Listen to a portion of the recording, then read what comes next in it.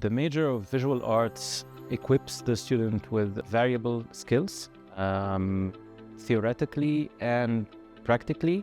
The studies here don't revolve around a specific medium, so it's not, for example, about painting or sculpture or about perfecting a certain technique or craft, but rather it introduces the students to a lot of different mediums and ways of working. Students actually learn various skills, so they get an introduction to using various mediums, such as painting, drawing, sculpture, installation, performance, video.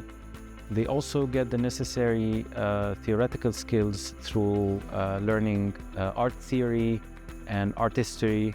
We work with the students towards them becoming contemporary art practitioners.